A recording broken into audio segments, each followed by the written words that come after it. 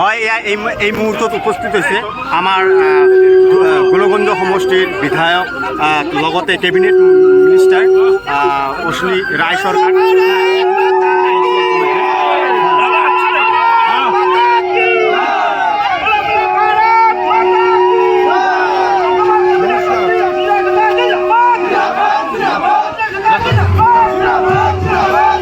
আজি পকালাকি গাঁও পঞ্চায়তৰ অন্তৰ্গত আমাৰ পকালাকি তৃতীয়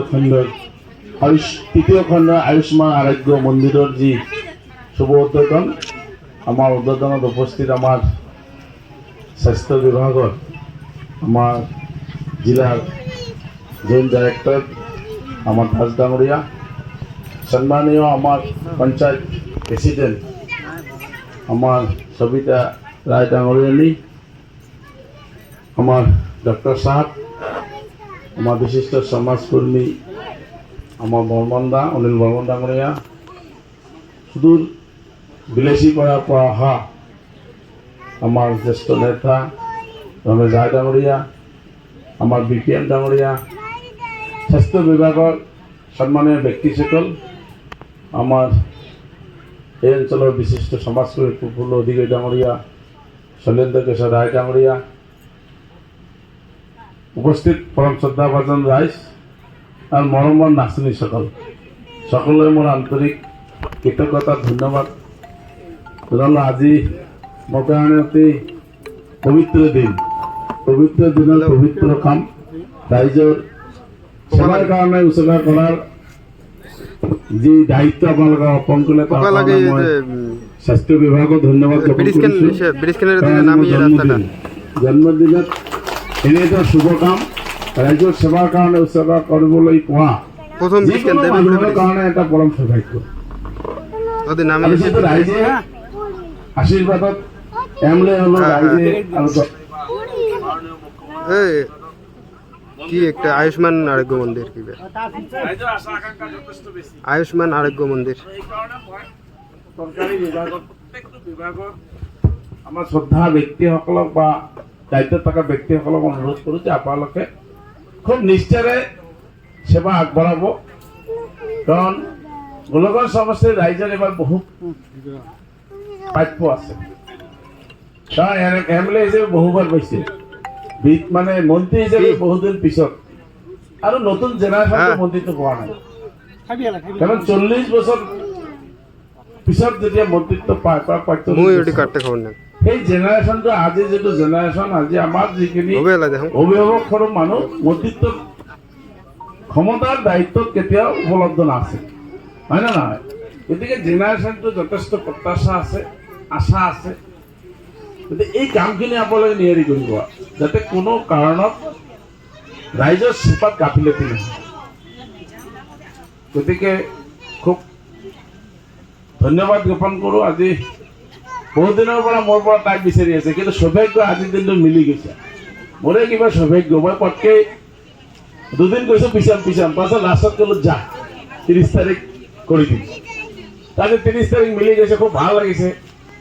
গতিকে বহুত সময় আপোনালোকে অপেক্ষা কৰিছে।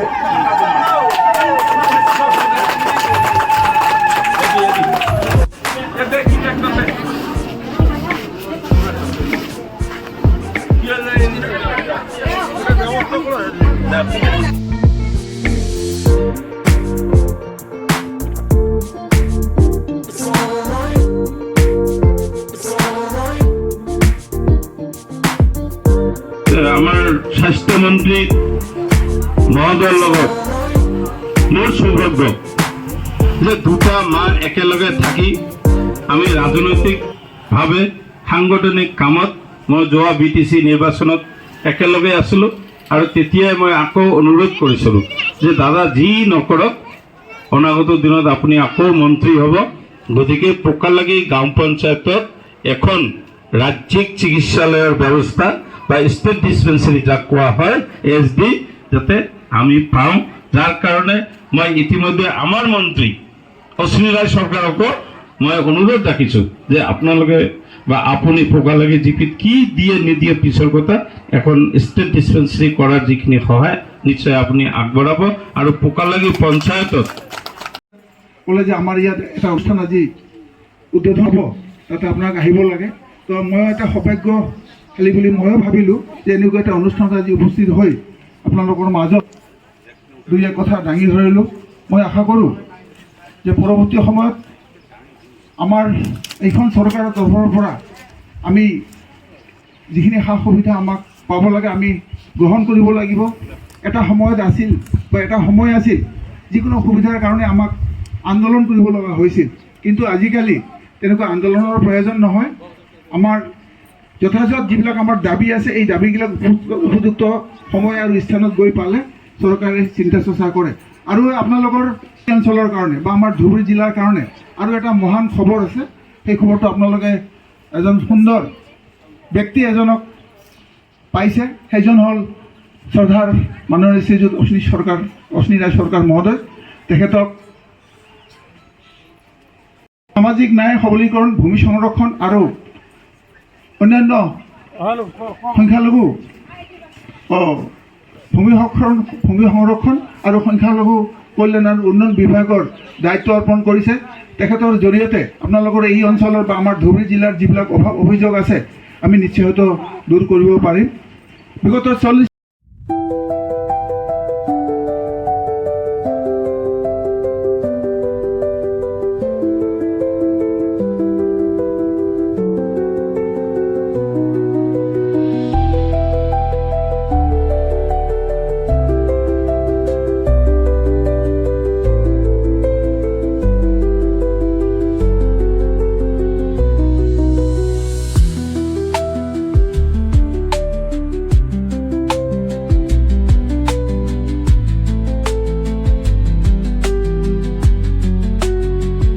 যেনেকুৱাকৈ দৰকাৰ পৰে এখেতক আমি তেনেকুৱাকৈ য'ত পঠাওঁ যেনেকৈ পঠাওঁ যেনেকৈ যাওঁ।